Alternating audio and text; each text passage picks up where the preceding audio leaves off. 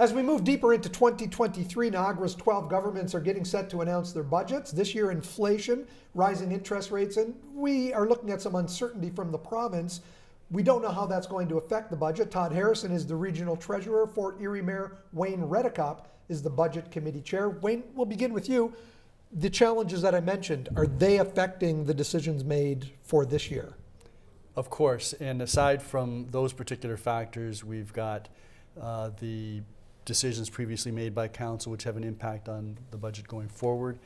We've got people, residents who are facing all kinds of challenges in terms of their own living, and so aside from the tasks that we have challenged staff with, which is really continue to maintain the levels of service that are being provided to the residents of Niagara, make sure that we have sustainable infrastructure going forward, make sure that we can manage growth, and also deal with the strategic objectives that council has set. There is the affordability issue.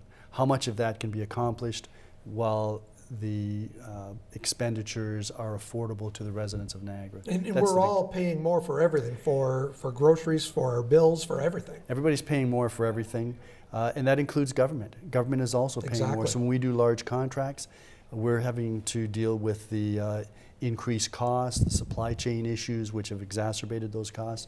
So it's a big challenge, and then we have to, as I said, figure out how we can square the circle, make sure that we can meet the objectives that we've established for staff, which has been doing a very good job trying to address these concerns, but also come in with affordable costs for the residents. Todd, this is a collaboration between the councillors and staff. From a staff perspective, what is this process like? The process begins in the summer. It actually starts right after the budget is passed in the previous year, and we start to prepare to get ready for the next year's budget. There was a treasurer that used to say every council meeting is a budget night. So we deal with a lot of issues throughout, but we do start with our staff preparing it. In July we met and we engaged council, and we had a strategy session on the strategy. This year we didn't do a guidance issue, we did a strategy because of the uncertainty around inflation and various other matters that are going on in the marketplace. Can I ask, is it different in an election year as well? Because we're in the budget process right now, new councillors sitting on council. So this year is a little bit different because we would normally have completed the budget by this year. We would have started in September with our budget meetings, and then a final budget approved by December 31st this year. Because of the election, newcomers on board, we're doing it in January and February. So that's the biggest difference. Along with there's 9 new councillors that are on the regional council that are getting used to what the region's budget process is like, but also all of the services that we provide at the region. You announced the budget for capital a couple of weeks ago. Yep. Last week, some increases in wastewater and waste management, or I should say water and wastewater and waste management. Yep. Where did those numbers come from, and are they an indication of increases that we are going to see in other categories? Well, I think that the mayor had indicated very succinctly that inflation is one of the big things that we're dealing with.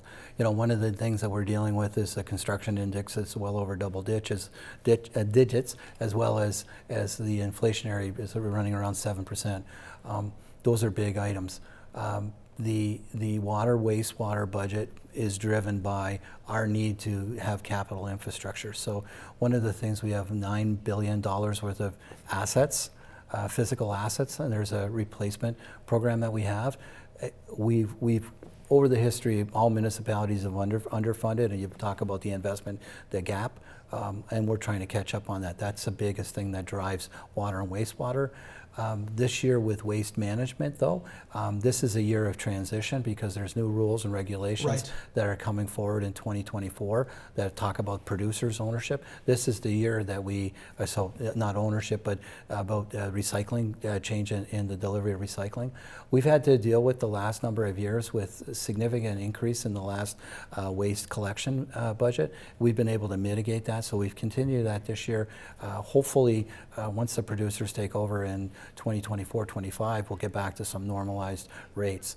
The rates as a percentage for waste management is about $14 annually increase per property owner, household. which is between $3 or up to $7, depending on the municipality you live in, on an annual basis. So Right. that's not a significant number. In the water wastewater area, we're looking at an 8.59% increase, which is again a combination of water and wastewater, but we blend it. You have some new wastewater plants that are going up right now as well, right? Well, we're in the planning stages of the South Niagara Falls wastewater treatment plant, which is a big investment.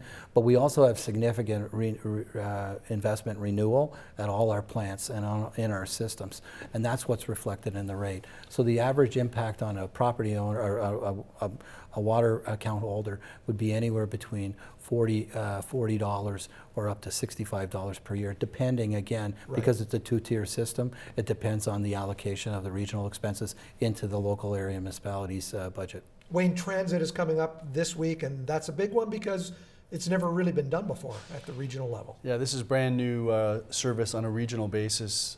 Niagara Transit Commission will be operating that system. It's an amalgamation of the three major systems plus Fort Erie, plus all of the smaller ones. Only Wayne Fleet and West Lincoln will not have specific service, but all the others will. The cost of the transit will be allocated to each municipality, reflective of the service that they receive. So Fort Erie will receive a bill and be responsible for providing to Niagara Transit the funds necessary to operate the system within Fort Erie, plus the regional component. And that will be reflective for all municipalities. So theoretically, there should be a reduction of tax space, tax room on the Fort Erie portion of the tax bill, Right. and that will be shifted over to a special levy for transit, which will appear on residents' tax bills.